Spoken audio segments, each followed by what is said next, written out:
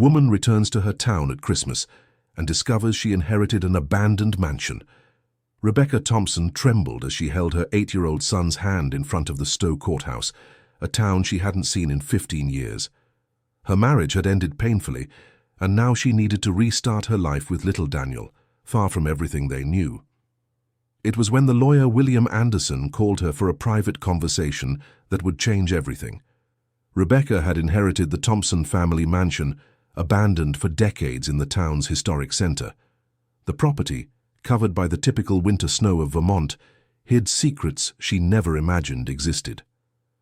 "Mrs. Rebecca, there's a special condition to this inheritance," explained the lawyer, adjusting his glasses as he flipped through old documents. "You need to live on the property for 6 full months to be entitled to the mansion. Otherwise, it will be donated to the city hall." Rebecca looked out the courthouse window, seeing the imposing 2-story building that dominated the snowy town landscape. The windows were fogged with time, and the garden had been overtaken by wild vegetation. Still, something in those walls called her back home. "But why this strange condition?" she asked, feeling a chill in her stomach that had nothing to do with the weather. "Your great-grandmother Hope left very specific instructions in the will. She wanted to make sure that only someone from the family who truly cared about the property could inherit it." Daniel tugged on the sleeve of his mother's beige coat, whispering softly about the cold he felt. Rebecca adjusted the red scarf around her neck and made a decision she didn't know would be right. "We're going to stay." Her ex-husband David called that same afternoon, his voice altered upon learning of her decision. "Rebecca, have you gone crazy? Have you gone? You're going to expose our son to an old and dangerous house? I'm picking up Daniel tomorrow." "He stays with me, David. You lost that right when you chose the other woman." The call ended with threats of a custody lawsuit, but Rebecca had already made her decision. That same night, she and Daniel slept for the first time in the Thompson mansion. The noises started after midnight. Daniel woke up frightened, running to his mother's room with tears in his eyes. "Mummy, there's someone knocking on the walls." Rebecca hugged her son, also hearing the strange sounds echoing throughout the old building. They were rhythmic knocks, as if someone were trying to communicate through the century-old walls. The next morning, a local plumber explained that the noises came from the old pipes that needed urgent repair. The central heating system had been damaged by time, creating pressure that caused the frightening sounds. "This house is over 100 years old, Mrs. Rebecca. It's normal that it needs some adjustments," said Mr. Henry, checking the pipes in the basement. While the plumber worked, an elderly neighbor approached the gate. Mrs. Margaret had completely white hair and eyes that seemed to carry decades of secrets. "So you're Hope's granddaughter," she said, with a tone mixing curiosity and suspicion. "Your family was always poorly regarded here in town. I hope you don't cause the same problems." "Problems? What problems?" But Mrs. Margaret had already walked away, leaving Rebecca with more questions than answers. During the exploration of the house, Daniel found a locked door on the 2nd floor. The old lock resisted for a few minutes, but finally gave way with a creak that echoed throughout the hallway. The room was filled with letters yellowed by time, all addressed to Rebecca Thompson. There were dozens of them, carefully stacked on an oak table that still maintained its grandeur despite the years. "Dear Rebecca," began the first letter she opened with trembling hands. "If you're reading this, it means you've finally come home. I am your great-grandmother Hope, and there are so many things I need to tell you about our family." The letters revealed that Rebecca had been raised by her aunt and uncle in Boston for reasons she never fully understood. Hope explained in the never-sent correspondence why she was forced to accept this painful separation. Daniel found a box with old toys that had belonged to Rebecca herself as a child, wooden cars, porcelain dolls, and children's books that awakened long-forgotten memories. "Mom, did you play with this?" "I think so, son. I think so." Dear listener, if you're enjoying the story, please take a moment to like and especially subscribe to the channel. It really helps us who are just starting out, now continuing. A week after settling into the mansion, a local merchant named Charles Wilson appeared at the door with an unexpected proposal. "Mrs. Rebecca, I would like to buy your property. I can offer $200,000, well above market value." The offer was tempting, especially considering that Rebecca had arrived in town with very little money. But something about the man's anxious manner made her suspicious. "Why the rush, Mr. Charles, and why such a high price?" "It's that, well, I have plans for this land, development projects for the town." Rebecca politely declined, but Charles insisted that she think over the offer more carefully. During the following days, other residents appeared with similar offers, all showing an inexplicable hurry for her to sell the property. "I don't understand why everyone wants this house so much," Rebecca commented to Daniel while they tried to organize the library on the ground floor. During some basic garden work to make the backyard safer for Daniel, Rebecca's shovel hit something solid, buried under years of snow and compacted soil. It was a small stone structure, revealing itself to be an old workshop equipped with sewing machines that still worked perfectly. "My God," murmured Rebecca, carefully cleaning one of the machines. "This must have been my great-grandmother's workplace." Daniel was fascinated by the old mechanisms, asking how everything worked. Rebecca tried to turn on one of the machines, and to her surprise, it worked perfectly, as if it had been preserved for decades waiting for this moment. The next day, a woman about 70 years old appeared at the door. She introduced herself as Dorothy Harris and said she used to work in the workshop with Hope decades ago. "Your great-grandmother was the most talented seamstress in the entire region. I was just a girl when I started working here, but she taught me everything I know about sewing." Dorothy told wonderful stories about how Hope created wedding dresses that came from neighboring towns, turning the mansion into the center of social life in Stowe. "But why did my aunt and uncle always speak poorly of her?" asked Rebecca, confused. "Your aunt and uncle?" Dorothy made a disgusted expression.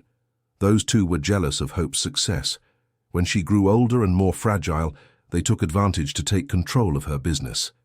This revelation shook Rebecca deeply.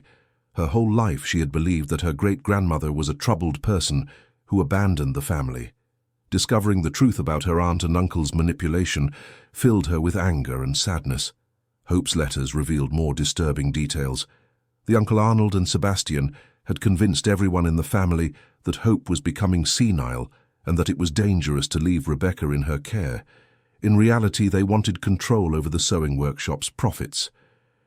"They lied about everything," said Rebecca out loud, rereading a particularly painful letter where Hope described her loneliness after losing custody of her great-granddaughter. Daniel noticed his mother's sadness and came closer to hug her. "Mommy, we're here now. Great-grandma isn't alone anymore." The innocence of her son's words touched Rebecca deeply, making her realize that perhaps fate had brought her and Daniel back home at the right moment. When everything seemed to be calming down, David appeared unexpectedly with a lawyer and temporary custody papers.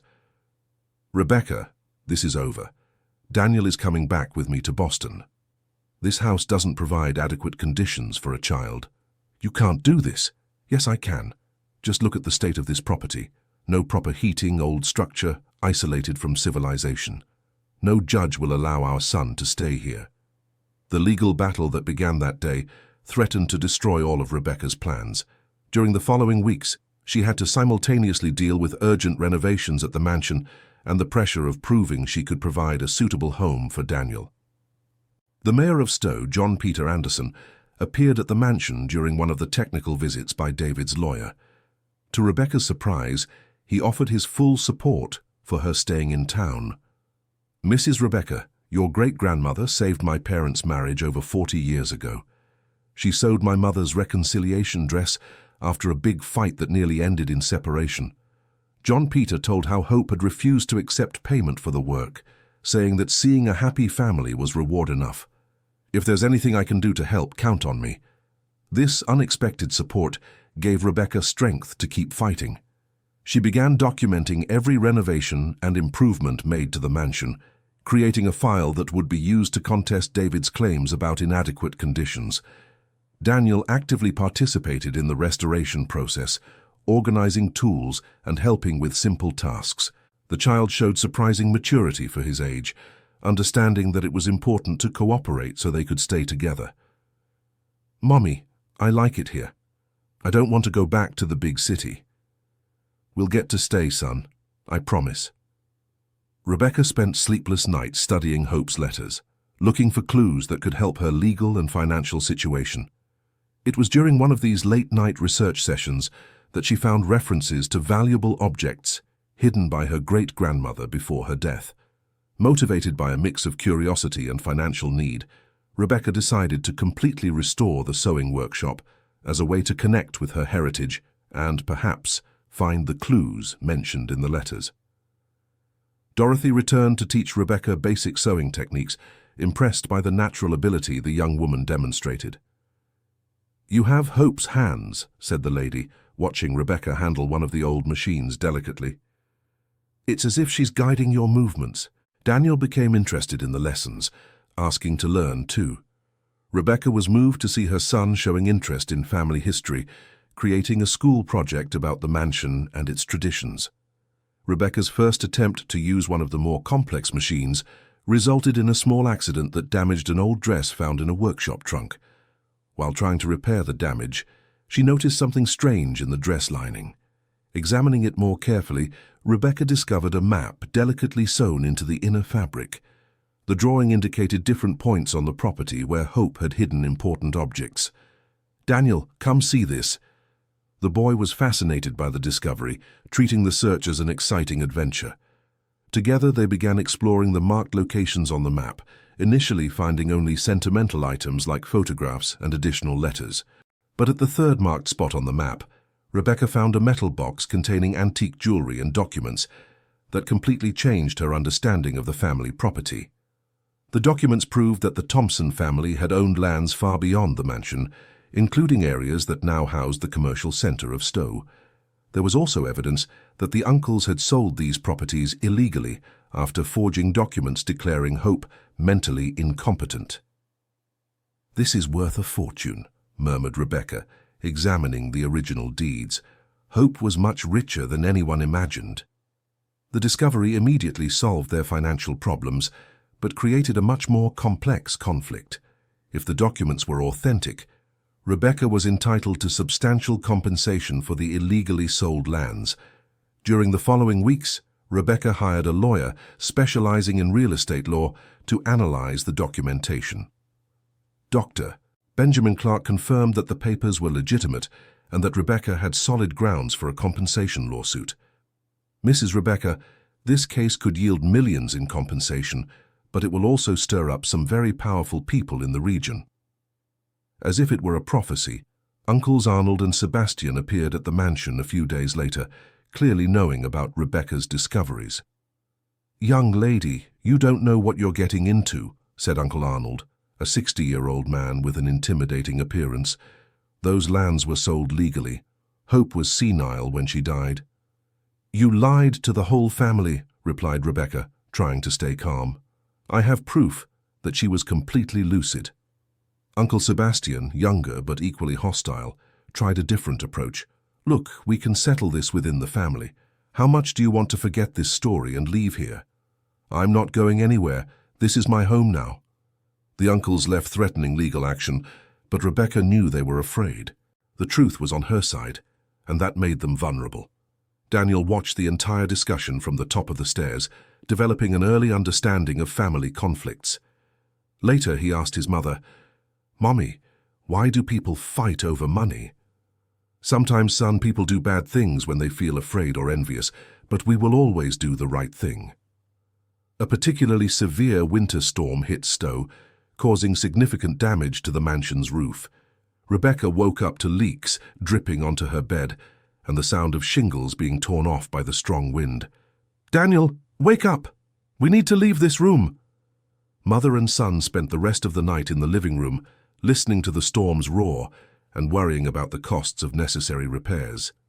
The next morning, Charles Wilson appeared again, this time with an even larger offer. "Mrs. Rebecca, I see the storm caused some problems. I can offer $300,000 for the property, and you don't need to worry about repairs." The coincidence seemed too suspicious to Rebecca. How did Charles know so quickly about the storm damage? "Mr. Charles, do you have anything to do with the people interested in my family's lands?" The man hesitated for a moment, revealing that Rebecca had hit the nail on the head. "Look, Mrs. Rebecca, I won't lie. There's a group of investors interested in turning this area into a commercial complex. Your property is the missing piece in the puzzle. And if I don't want to sell? It would be complicated for everyone involved. Rebecca interpreted the answer as a veiled threat, deciding she needed more legal support to face all the pressure she was receiving. Dr. Benjamin Clark reassured her about the legal situation. Mrs. Rebecca, they can't force you to sell, but prepare yourself for a long and complicated battle. Dear listener, if you're enjoying the story, take a moment to like and especially subscribe to the channel. It really helps us who are just starting out. Now continuing. During the roof repairs, the workers found a secret compartment in the attic that none of Hope's letters had mentioned. Inside were more documents, photographs, and personal items that revealed even more surprising aspects about the great-grandmother's personality.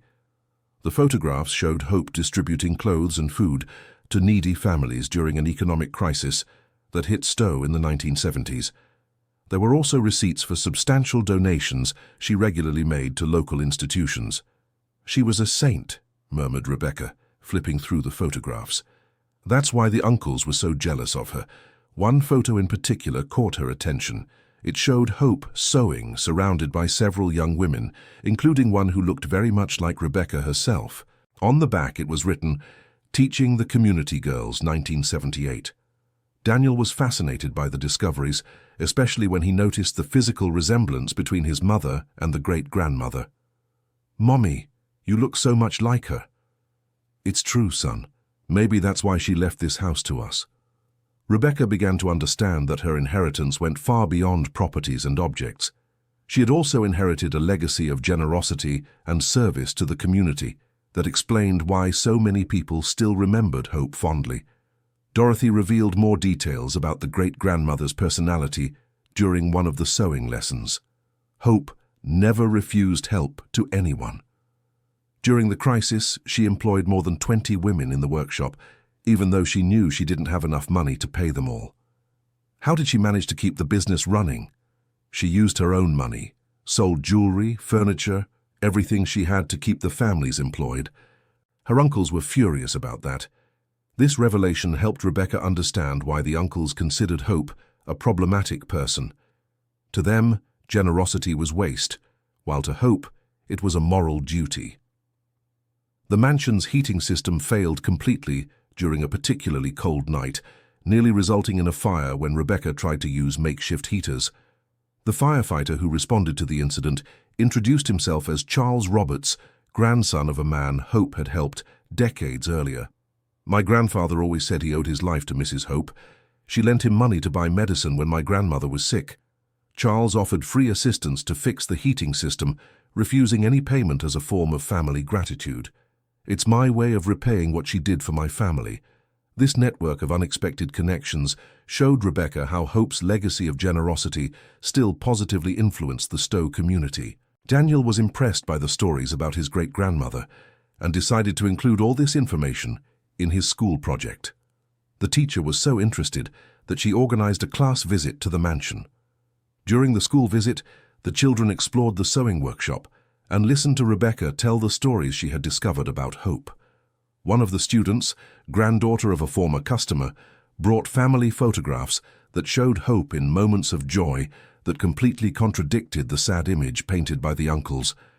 "My grandmother always said that Mrs. Hope made the most beautiful dresses in the world," the girl recounted, showing an old wedding photo. These discoveries deeply moved Rebecca and Daniel, strengthening their connection with the town and family history even further. The custody process entered a critical phase when the judge, Dr. Robert Mitchell, decided to personally visit the mansion to assess the living conditions provided for Daniel. Rebecca spent days preparing the house, documenting all the improvements made, and organizing testimonies from neighbors and friends about Daniel's positive adaptation to his new life. The judge's visit coincided with a meeting spontaneously organized by neighbors to demonstrate support for Rebecca and Daniel staying in the community. "Doctor, this girl has brought new life to our street," said Mrs. Margaret, the same neighbor who had initially been hostile. "Daniel is a polite and happy boy. It would be cruel to take him away now." The popular support surprised the judge, and significantly weakened David's arguments about an unsuitable environment. Daniel, showing impressive maturity, spoke directly with the magistrate about his life in the mansion. "Doctor, I've learned many things here. My family's history, how to sew, about helping people. My mommy is very happy here, and so am I." After the visit, Dr. Mitchell commented privately to Rebecca, "I rarely see a child so articulate and mature for their age. Whatever environment you're providing is working very well. With the community's support and the evident improvements in the mansion, Rebecca felt more confident about the outcome of the custody process. The sewing workshop was completely restored after 2 months of dedicated work. Rebecca completed her first dress following the original patterns left by Hope, a project that took several weeks of intensive learning. Dorothy was moved to see the final result. "It's as if Hope were working through your hands. This dress is as beautiful as the ones she used to make." The quality of the work impressed other town residents, and soon Rebecca began receiving orders for small repairs and clothing adjustments. Dorothy suggested organizing a small exhibition about the mansion's history and the Thompson family's work as a way to preserve local memory. "Many people no longer know what life was like here in the old days. It would be important to show this to the younger generation." The exhibition attracted visitors from neighboring towns, including people who had been helped by Hope in the past and wanted to share their stories of gratitude. During the exhibition, a man about 50 years old approached Rebecca with tears in his eyes. "I'm Marcus Anthony, son of Charles Wilson. I wanted to apologize for my father's behavior." Rebecca was confused by the unexpected introduction. "My mother told me that your great-grandmother saved our family during the crisis of the 70s. She loaned money for my father to start a small business when he was unemployed." The revelation was shocking. Charles Wilson, the merchant who had been pressuring Rebecca so much to sell the property, was actually one of the children Hope had helped in the past. "He forgot his origins when he became rich," continued Marcus Anthony. "But I remember how Mrs. Hope helped us when we were poor." The emotional confrontation that followed when Marcus Anthony brought his father to the mansion to speak with Rebecca was intense and revealing. Charles arrived clearly reluctant, but his son's presence and the exhibition's photographs confronted him with memories he had tried to forget. I remember Mrs. Hope," he said, voice choked. "She really helped us when I was young and desperate." "So why did you want to buy this property so badly?" asked Rebecca. "Because I thought I could erase the past by doing this, turn everything into something modern, profitable. I was wrong." Charles decided to completely withdraw his purchase offer and, in a surprising turn, offered funding for Rebecca to preserve the mansion as local historical heritage. "It's my way of honoring Mrs. Hope's memory and asking forgiveness for the pressures I exerted." This reconciliation eliminated one of the main sources of stress in Rebecca's life, allowing her to focus completely on fulfilling the 6 months required for the inheritance. The 6-month condition period was nearing its end, and Rebecca realized her personal transformation had been much deeper than simply gaining a property. The mansion had become a true home where she found her identity and purpose. Daniel had developed a passion for history and crafts, creating not just a school project, but a true archive about his great-grandmother's sewing techniques. "Mum, when I grow up, I want to continue great-grandma's work," said Daniel during one of his lessons with Dorothy. "You can do anything you want, son, but it's beautiful to see you taking interest in our family traditions." The custody process was finally resolved when David, surprisingly, called Rebecca, proposing a civilized conversation. "Rebecca, I saw the photos from the exhibition that Daniel sent. I saw how happy and mature he is. Maybe I was selfish trying to take him away from there. David, you can visit Daniel whenever you want. This was always our home too." "I know. I'll drop the lawsuit. Daniel is clearly well cared for and happy where he is." This decision brought immense relief to Rebecca, who could finally focus entirely on planning the future at the mansion without the constant worry of losing her son. On the last day of the 6-month deadline, instead of simply signing the ownership documents, Rebecca organized a special ceremony at the restored mansion. She invited the entire community that had supported her during these challenging months, including Dorothy, John Peter, Charles, Marcus Anthony, and even Charles, who had become an unexpected ally. "I wanted to announce that I'm turning this mansion into a school of traditional arts," declared Rebecca before the guests gathered in the snowy garden. "A way to honor my great-grandmother Hope's legacy in an innovative way. The school would offer courses in sewing, local history, and cultural preservation, turning the mansion into a living center of education and tradition instead of just a static museum." Daniel was radiant with his mother's decision. "Mom, does this mean more kids will get to learn great-grandma's stories?" "Exactly, son, and you'll be my main assistant." Dorothy was deeply moved by the proposal. Hope would be so proud to see her house full of life and learning again. John Peter offered municipal support for the project, including help to formalize the school and seek funding for educational equipment. This project will turn Stowe into a cultural preservation reference for the entire region. The ceremony ended with Rebecca and Daniel planting a young tree in the mansion's garden, symbolizing the growth of new roots in family soil that had been temporarily abandoned. "This tree will grow along with our new life here," said Rebecca, helping Daniel cover the roots with soil. "And in summer it will give shade to the children who come to study here," added the boy, already imagining the property's future. The snow continued falling gently on the restored mansion, but now it represented renewal and continuity instead of abandonment and loneliness. Rebecca looked at the property she had inherited not just as money and brick, but as a responsibility and an opportunity to continue a legacy of generosity that had been interrupted but never truly lost. "Thank you, Great-Grandmother Hope," she murmured, feeling a spiritual connection with the woman she had never met personally, but who had profoundly shaped her life. Daniel held his mother's hand, both watching the mansion that now pulsed with renewed life and purpose. "Mommy, can we stay forever?" "We can, son. This is our home now. Forever." The first students of the school arrived the week after the ceremony. Rebecca had organized small classes for different age groups, starting with the basics of sewing and local history.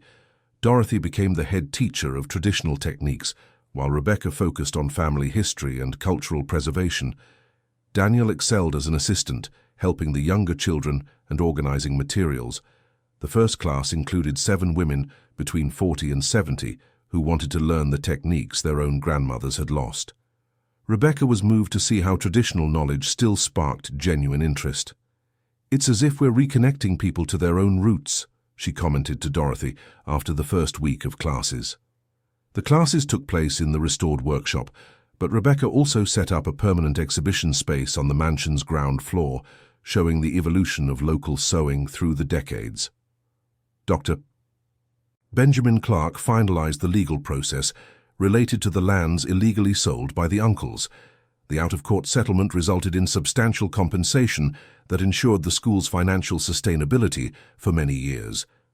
"Mrs. Rebecca, with this money, you can significantly expand the educational project," the lawyer explained. "Perhaps even create a foundation for the preservation of regional cultural heritage." The foundation idea excited Rebecca, who saw in it an opportunity to extend the impact of Hope's legacy beyond Stowe. Uncles Arnold and Sebastian tried one last legal move to contest the settlement, but they had no solid grounds to support their position. They ended up agreeing to the compensation in exchange for not being prosecuted for document forgery. "Sometimes justice takes time, but it always arrives," commented Dr. Benjamin after the final signing of the documents. Rebecca decided not to hold grudges against her uncles, understanding that envy and fear had led them to make decisions harmful to the whole family. The school grew quickly, attracting students from across the region. Rebecca hired more teachers specialized in different traditional crafts, expanding the curriculum to include woodworking, pottery, and embroidery. Daniel adapted perfectly to the new routine, developing leadership skills by helping with the younger students. His experience at the school became part of a documentary on cultural preservation that a state university produced about the project. "I learned that our family has always helped other people," Daniel said during his interview for the documentary. "Now we continue doing that, but by teaching instead of just sewing." Rebecca felt proud of the maturity and wisdom her son showed, realizing that the experience of discovering their origins had been deeply formative for both of them. During the first full winter in the mansion, Rebecca organized a traditional arts festival that brought artisans from across the state for demonstrations and workshops. The event was so successful that the city council decided to make it annual, establishing Stowe as an important cultural destination in the region. "You've turned our town into something special," said John Peter during the festival's closing speech. "What began as a personal inheritance became a gift for the entire community." Rebecca was moved to realize that she had not only found her place in the world, but had created something lasting and meaningful that honored both the past and the future. Dorothy, now 75 years old, found new energy working at the school. She became the guardian of the oldest techniques, carefully documenting each process for future generations. "Hope would be so happy to see this," she said to Rebecca during a break between classes. "Your house has become the heart of the community again. And you are an essential part of it, Dorothy. Without your teachings, none of this would be possible." The friendship between the two women deepened, with Dorothy becoming a grandmother figure to Daniel, who had no living grandparents on either parent's side. Dear listener, if you're enjoying the story, please take a moment to like and especially subscribe to the channel. It really helps us who are just starting out. Now, continuing. The Hope Thompson Foundation was officially established in the school's second year of operation. Rebecca became president, focusing on expanding the model to other historic towns that were losing their cultural traditions. The foundation's first project was in Burlington, where an old textile factory was transformed into a cultural center following the model of the Stowe Mansion. Daniel, now 10 years old, actively participated in the opening of the Burlington Center, presenting the work he had developed on preserving family memories. "It's amazing to see how a child can understand the importance of traditions so deeply," commented the cultural director of Burlington after Daniel's presentation. Rebecca realized that her son was developing not only knowledge about cultural preservation, but also communication and leadership skills that prepared him to continue the family legacy in the future. David visited Stowe during the school holidays, impressed by the transformations in Daniel and Rebecca's lives. "I was completely wrong about this place," he admitted to Rebecca during a walk through the mansion's garden. "Daniel is becoming an extraordinary young man here. He always was extraordinary. Here he just has the space to express it fully. You've built something truly special. I'm sorry for trying to stop it." The reconciliation with David brought peace to everyone involved, especially for Daniel, who could now maintain healthy relationships with both parents without conflicts or pressures. The mansion became a national model for active cultural preservation. Rebecca was invited to give lectures at universities and conferences, sharing her experience on how to turn family inheritances into community projects. During one of these lectures, she met Mary Augusta, a historian specializing in cultural heritage, who was interested in officially documenting the Thompson family history. "Your story deserves to be preserved academically," said Mary Augusta. "Few families have such rich documentation about their traditions and social impact." The documentation project revealed even more fascinating details about Hope, including correspondence with other artisans in the region that showed her influence in preserving traditional techniques. Rebecca discovered that her great-grandmother had been a pioneer in several embroidery techniques that were now considered intangible cultural heritage of Vermont. "She wasn't just a talented seamstress," explained Mary Augusta. "She was a true cultural preserver, documenting and teaching techniques that could have been lost."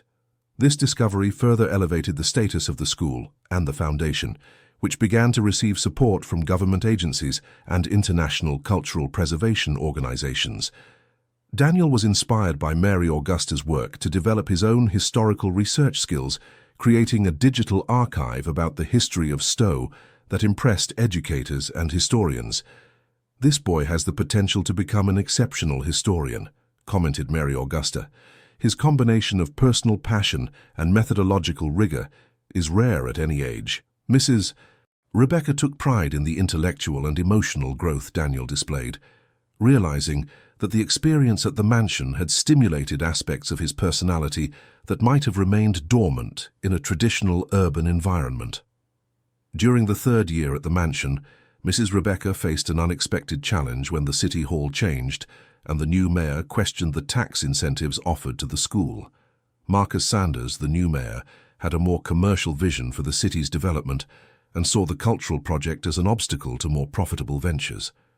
"Mrs. Rebecca, with all due respect to your work, we need to think about the city's economic progress," he said during a tense meeting.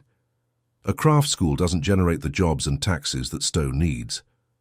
Mrs. Rebecca prepared for a political battle that would test the entire support network she had built over the previous years. The community mobilized in defense of the school, organizing petitions and peaceful demonstrations that showed the value residents placed on the cultural project. "This school has brought more tourists to Stowe in the last 3 years than any other project in the past 20 years, argued John Peter, the former mayor, during a public hearing. Daniel surprised everyone by asking to speak at the hearing, presenting data he had collected about the school's economic impact on the town. "Mr. Mayor, the school created 15 direct jobs and generated a 30% increase in local tourism," he said, reading from his notes with impressive seriousness for an 11-year-old.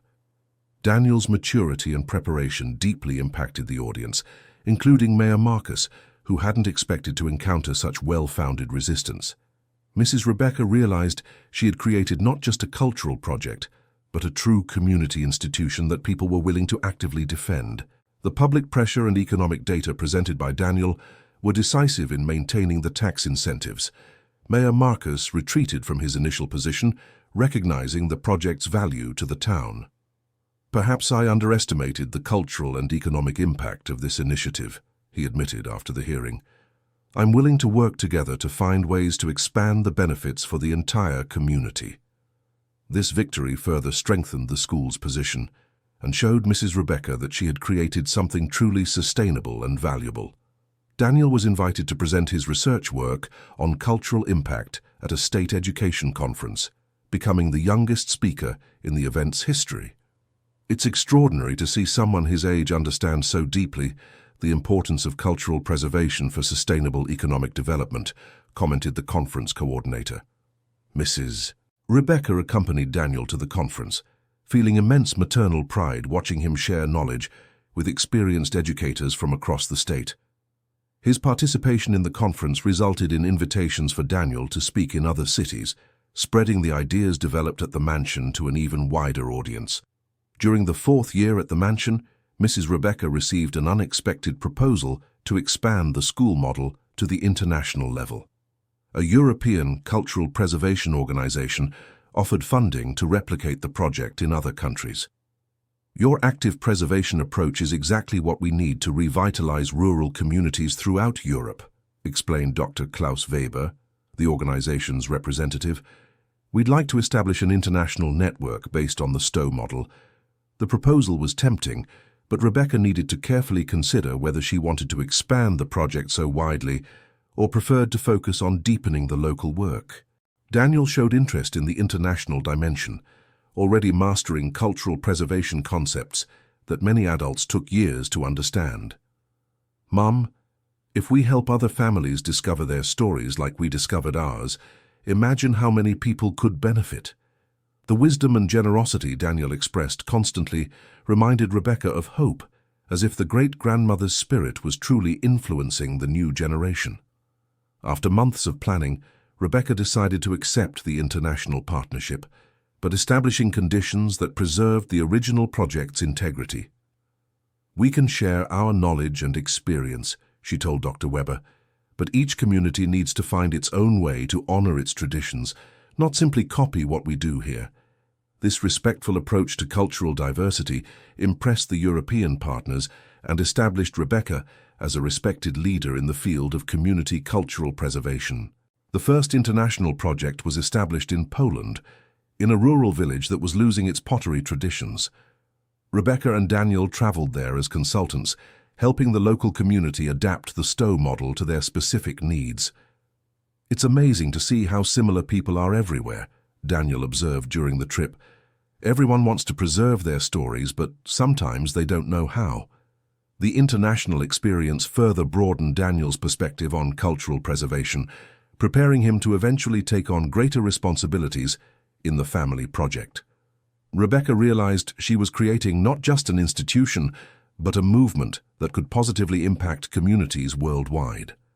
Back in Stowe, the school had expanded to occupy not only the mansion, but also neighboring buildings that Rebecca acquired with the foundation's resources.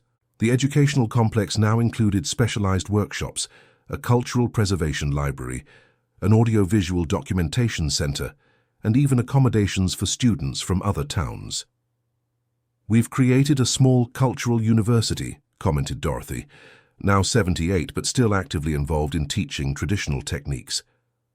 "And it all started with those letters from great-grandma," recalled Daniel, organizing new teaching materials in the library. Rebecca smiled, seeing how the project's growth had been organic and natural, always respecting the original spirit of generosity and education that Hope had embodied. During the 5th year in the mansion, Rebecca faced an important personal decision when Charles Wilson approached her with a proposal completely different from previous ones. "Mrs. Rebecca, I'd like to make a significant donation to the foundation," he said, clearly emotional. "My son, Marcus Anthony, is recovering from a serious illness, and I want to honor Mrs. Hope's memory by helping her project."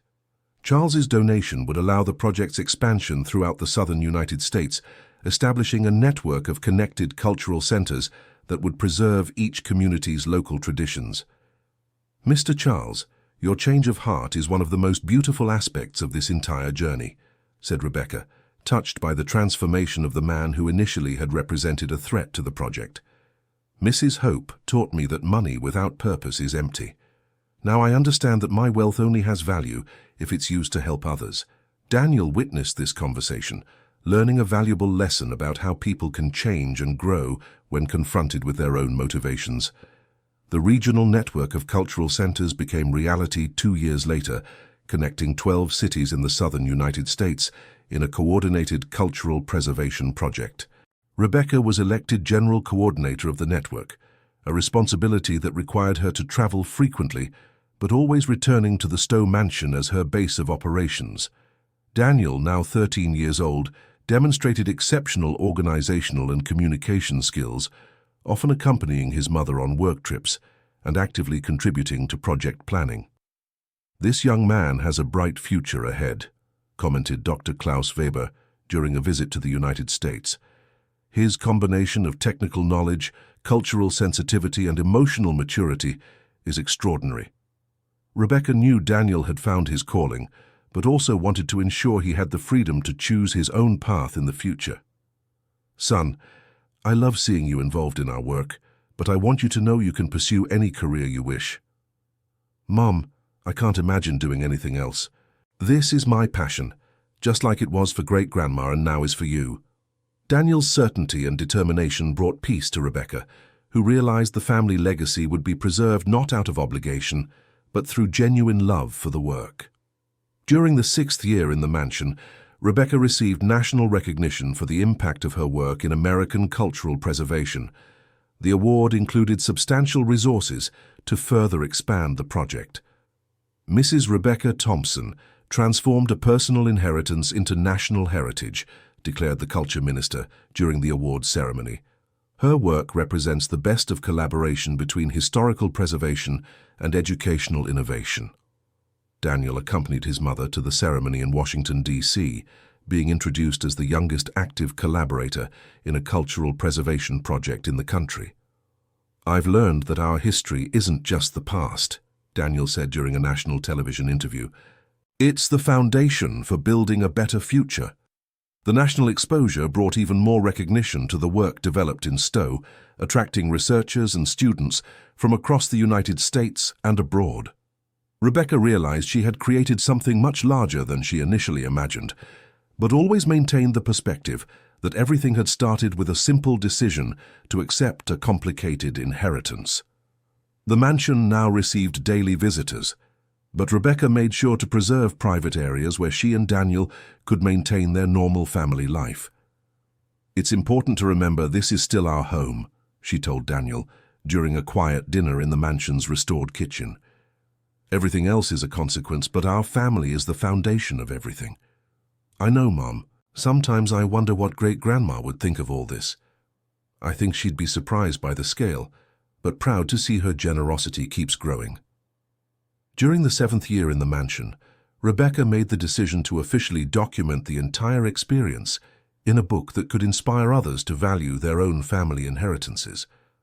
The writing process forced her to deeply reflect on all the transformations she'd experienced since that first day at the Stowe Notary office. "It's incredible to think about everything that happened because you decided to accept that strange condition," commented Daniel, helping organize photographs and documents for the book. "Actually, son, I don't think the condition was strange. Hope knew exactly what she was doing. She wanted to make sure whoever inherited the mansion would truly commit to it. And we made a commitment, didn't we? More than that, we found our true family here." The book, The Mansion of Secrets: How an Inheritance Transformed a Community, became a national bestseller, inspiring dozens of others to investigate their own family histories and seek ways to preserve local traditions.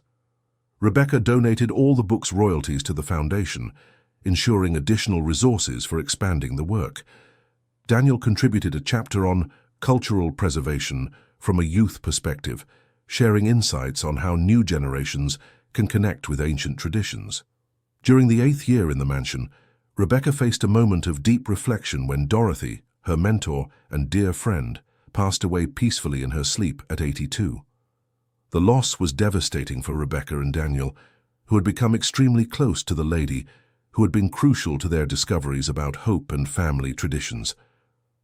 "Dorothy was our living connection to the past," said Rebecca during the funeral, which gathered hundreds of people from across the region. "Now it's up to us to preserve and pass on everything she taught us." Daniel, now 15, took on greater responsibilities at school, determined to honor Dorothy's memory by continuing her educational work. "She always said that traditions only survive when they're passed from heart to heart," recalled Daniel during an emotional speech at Dorothy's memorial. Dorothy's death marked an important transition in the project, with Rebecca fully taking on the responsibility of preserving and transmitting the traditional techniques the lady had taught. 1 year after Dorothy's death, Rebecca decided to create a scholarship in her name, allowing young people from low-income families to study at the school for free and become cultural preservers in their own communities. "This is our way of ensuring that Dorothy's legacy continues to grow," explained Rebecca during the scholarship launch. "Every young person we educate will multiply this knowledge in their own region." Daniel became the first youth coordinator of the scholarship program, demonstrating administrative and pedagogical skills that impressed visitors and collaborators. "His maturity and dedication are inspiring," commented Mary Augusta, the historian who had become a regular collaborator on the project. "I rarely see a young person so committed to cultural preservation." During the 9th year in the mansion, Rebecca received a special invitation to present the Stowe model at the UNICE World Conference on Cultural Heritage in Paris. "Mrs. Rebecca, your project represents an innovative approach that we'd like to present as a model for active cultural preservation in rural communities," explained the UNICE representative during the video conference. The trip to Paris would be the first time Rebecca had left the United States since arriving in Stowe, a decision that caused anxiety but also excitement about the international recognition of the work. Daniel insisted on accompanying his mother, arguing that his perspective as a young cultural preserver would be valuable for the presentation. "Mom, I grew up with this project. I can explain how it impacts a child in ways adults might not understand." The presentation in Paris was an extraordinary success, with representatives from 40 countries showing interest in adapting the model for their own cultural realities. "Your work proves that cultural preservation isn't nostalgia, but an investment in the future," commented the UNICE Director General after the presentation. Daniel impressed the international audience with his self-taught English fluency and his deep knowledge of cultural preservation methodologies. "This young man represents the future of world cultural preservation," said the Intangible Heritage Coordinator of UNICE. "His passion and knowledge are exceptional for any age." The international recognition opened doors for global partnerships that expanded the reach of the project, started at the Stowe Mansion even further.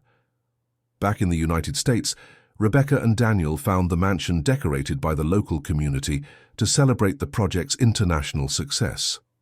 "You brought Stowe to the world," said John Peter, moved. The whole town feels proud of what you've built here." Rebecca realized she had not only preserved Hope's memory, but created her own legacy that would continue impacting future generations. During the 10th year at the mansion, Rebecca made the decision to begin preparing Daniel officially to eventually take over the project's leadership. "Son, you're only 16, but you already show more knowledge and dedication than many adults working in the field. I want to start preparing you for greater responsibilities." "Mum, I feel ready for any challenge. This work is my life." Daniel began participating in important administrative meetings, contributing innovative ideas about how to modernize technical aspects of the project without losing its traditional essence. His proposal to create an interactive digital archive of the techniques preserved in the network of cultural centers was implemented with great success, attracting interest from international universities. Daniel is developing a unique approach that combines traditional preservation with modern technology, observed Dr. Klaus Weber during a visit. This vision will be fundamental for the future of cultural preservation. Rebecca felt proud to see her son developing his own identity as a cultural preserver, building upon the family foundation but creating his own innovative contributions. The 10th year at the mansion also marked the official establishment of the Hope Thompson Cultural University, a higher education institution focused exclusively on active cultural preservation. "We're creating the first university specialized in community cultural preservation in the Northern Hemisphere," announced Rebecca during the inauguration ceremony. Daniel was accepted as the university's first student, a special recognition of his exceptional knowledge and contributions already made to the field. "It's an extraordinary honor to study at the university we helped create ourselves," said Daniel during his speech as student representative. The university attracted teachers and students from around the world, transforming Stowe into an international center of excellence in cultural preservation. Rebecca realized she had created not just a school or project, but a permanent institution that would continue the work regardless of her personal presence. During the 11th year, Rebecca faced an important personal decision when she received a marriage proposal from Dr. Benjamin Clark, the lawyer who had helped her since the early days at the mansion. "Rebecca, these years working alongside you have been the most meaningful of my life. I would like to officially become part of this extraordinary family you've created." The proposal brought happiness, but also anxiety to Rebecca, who hadn't seriously considered a romantic relationship since separating from David. Daniel showed enthusiasm about the possibility. "Mum, Dr. Benjamin has always been like family to us. It would be beautiful to make it official." After months of reflection, Rebecca accepted the proposal, organizing a simple wedding at the mansion that brought together the entire community that had become her extended family. "This mansion has already been the setting for so many important celebrations," said Rebecca during the ceremony. "Today she witnesses another chapter in our family's history.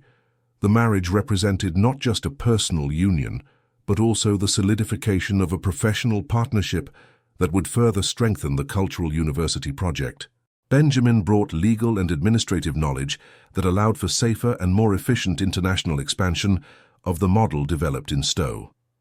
Daniel gained not just a loving stepfather, but also an additional mentor who would help him develop skills complementary to his passions for cultural preservation.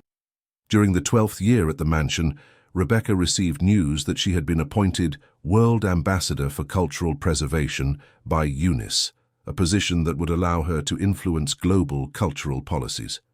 "Mrs. Rebecca, your experience transforming a personal inheritance into world heritage is exactly the kind of leadership our organization needs," explained the Secretary General during the nomination ceremony.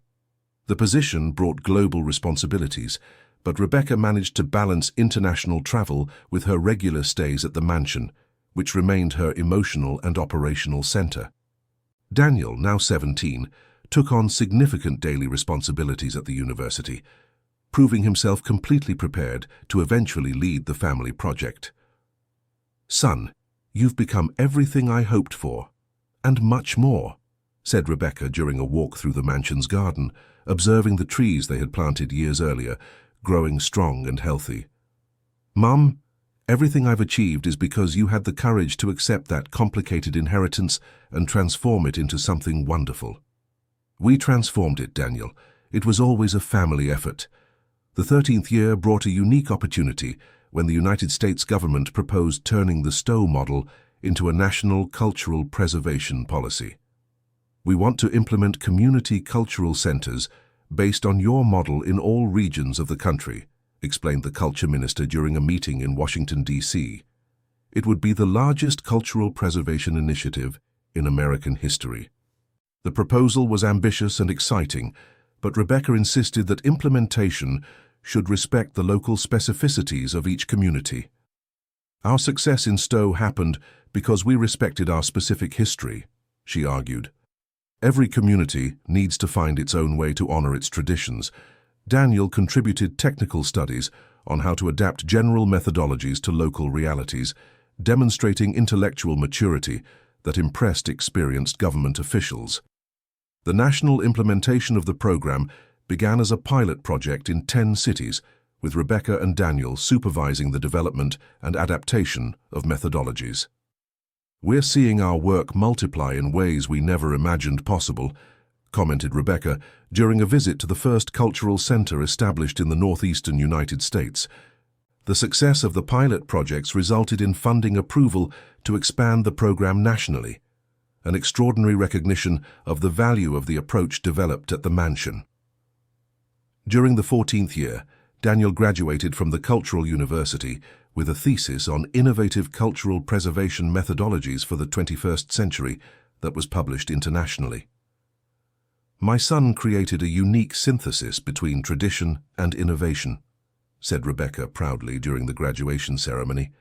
His young perspective brought insights that we adults couldn't see. Daniel was immediately accepted into a cultural preservation doctoral program at National University, but decided to postpone his studies to continue working on the family project. Mom, there's so much important work happening here right now. I can study in England later, but this moment is unique for our project. Daniel's decision to prioritize the family work over prestigious academic opportunities demonstrated his maturity and commitment to the legacy they had built together. Rebecca felt deeply moved by her son's choice, realizing she had truly created not just a project, but a lasting family vocation. The 15th year at the mansion marked a special celebration of the 15 years since Rebecca had accepted Hope's unusual inheritance condition. 15 years ago, I was a divorced and desperate woman who came to Stowe just looking for a fresh start, said Rebecca during the community celebration. Today, we've built something that impacts people around the world. Daniel, now 18, had officially become co-director of the Cultural University and an internationally recognized leader in youth cultural preservation. These 15 years have taught me that life's best decisions often seem the riskiest at the moment, he said during his speech at the celebration. The party gathered hundreds of people whose lives had been transformed by the project, including former students who now led their own cultural centers in different countries. Benjamin organized a special surprise for Rebecca, a complete restoration of the room that had belonged to Hope, turning it into a private memorial where Rebecca could connect with her great-grandmother's memory. Hope would be so proud to see her granddaughter turn a family inheritance into a world heritage, he said emotionally, while showing Rebecca the memorial. The memorial included all of Hope's original letters, restored photographs and some personal items that had been preserved over the years. Rebecca spent hours in the memorial, feeling a deep spiritual connection with the great-grandmother she had never met personally, but who had completely shaped her life. During the 16th year, Rebecca made the decision to begin writing her complete memoirs about the experience at the mansion, a project Daniel enthusiastically supported. Mum, your story could inspire millions of people to value their own family heritages and find ways to contribute to their communities. The process of writing the memoirs was emotionally intense, forcing Rebecca to relive moments of great difficulty, but also extraordinary joy. It's amazing to think about all the lives that were touched by a simple decision to accept a complicated inheritance, she reflected. While working on the manuscript, Daniel contributed perspectives on how the experience had shaped his own worldview and career, adding a unique intergenerational dimension to the memoirs. The memoirs, titled Letters Never Sent, A Journey of Heritage, Family and Transformation, became an international bestseller, translated into more than 20 languages. Rebecca donated all profits from the memoirs to establish a scholarship fund for young cultural preservers from low-income families in developing countries.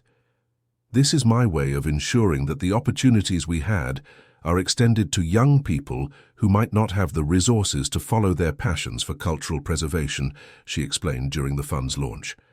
The Scholarship Fund became a global program that impacted hundreds of young people, creating a new generation of cultural preservers committed to social justice. During the 17th year, Daniel surprised Rebecca by announcing he had been accepted into a special doctoral program that would allow him to study remotely while continuing to work at the Cultural University. "Mum, I found a way to continue my studies without abandoning our work here. The program is specifically about community cultural preservation." Daniel's creative solution demonstrated his maturity in balancing personal development with family responsibilities, a lesson Rebecca valued immensely. Daniel's doctoral work focused on developing methodologies that would allow for the sustainable replication of the Stowe model in different global cultural contexts. "I'm systematizing everything we've learned here so other communities can adapt our methods to their own realities," he explained during a university presentation. Daniel's research attracted international attention, resulting in invitations to collaborate with cultural preservation projects across all continents. Rebecca felt proud seeing her son develop his own academic and professional identity, building upon the family foundation while creating meaningful original contributions. The 18th year brought an extraordinary opportunity when the Swedish royal family invited Rebecca and Daniel to establish a cultural center in Scandinavia based on the American model. "Your approach to active cultural preservation is exactly what we need to revitalize rural traditions that are disappearing in Sweden," the princess explained during an official video conference. The Scandinavian project would be the first cultural center established in Europe, representing a significant expansion of the work's international reach. Daniel led the development of the Swedish project, demonstrating exceptional diplomatic and cultural skills while navigating differences between American and Scandinavian traditions. "It's fascinating to see how universal principles of cultural preservation can be adapted to completely different contexts," he observed during a preparatory visit to Sweden. The inauguration of the Swedish Cultural Center became an international event that officially established the Stowe model as a globally recognized methodology. Rebecca realized she had created not just a local project, but an international movement that would continue growing regardless of her personal involvement. During the 19th year, Rebecca faced an important decision about her future when she received a proposal to become dean of a new international university for cultural preservation established by UNIS. "Mrs. Rebecca, we want to create the first global university specializing exclusively in active cultural preservation, and you're the only qualified person to lead it," explained the UNIS Director General. The proposal offered an even larger platform to influence global cultural policies, but would mean leaving Stowe at least temporarily. Daniel encouraged his mother to accept the opportunity. "Mum, you've created something here that already works perfectly. Now you can multiply that impact globally while I take care of everything here. But what if I miss the mansion? This place is my heart. The mansion will always be our home, but your knowledge can help thousands of other families discover their own hidden mansions." After months of reflection, Rebecca accepted the dean position, establishing an arrangement that would allow her to split time between the International University and Stowe. "This is my way of bringing Hope's teachings to the whole world," she said during her inauguration ceremony as dean. Daniel officially assumed leadership of Stowe's Cultural University, a milestone representing the natural transition of the family legacy to the new generation. "My work now is to preserve everything we've built here while continuing to innovate for the future," he declared during his inauguration ceremony as dean. During the 20th year, Rebecca reflected on the two transformative decades that had passed since her arrival in Stowe. 20 years ago, I was a lost woman who accepted a strange inheritance out of desperation," she said during the 20th anniversary celebration. Today, that decision has impacted millions of people in dozens of countries. Daniel, now 21 years old, had become a respected international authority in cultural preservation, publishing research that influenced global cultural policies. It all started with a great-grandmother who had the courage to hide love letters in an abandoned mansion, he said during his birthday speech. This teaches me that we never know how our acts of love can impact future generations. The mansion now welcomed thousands of visitors annually, but still maintained its essence as a family home where Rebecca and Daniel could find peace and connection to their roots. Benjamin had become an exceptional administrator, managing the practical aspects of the projects, while Rebecca and Daniel focused on strategic vision and educational development. We've truly become a family, united by a common purpose beyond personal love, observed Rebecca during an intimate dinner in the mansion's restored kitchen. The 20th anniversary celebration included the announcement that the mansion's story would be turned into an international film, ensuring that the lessons learned would reach even larger audiences. Our story can inspire people who've never heard of cultural preservation to value their own family traditions, Daniel commented about the film project. Rebecca concluded her 20th anniversary reflections with deep gratitude for all the people who had collaborated to turn a personal inheritance into a world heritage. Hope planted a seed when she hid those letters, she said, looking out at the mansion's garden where mature trees now offered abundant shade. We were just lucky to be here when it was ready to bloom. End of story. So, dear listeners, what did you think of this touching story? Tell us in the comments where you're watching from and what you felt during this journey of Rebecca and Daniel. Do you think Rebecca made the right decisions? We'd love to read your honest opinions. Thank you so much for joining us.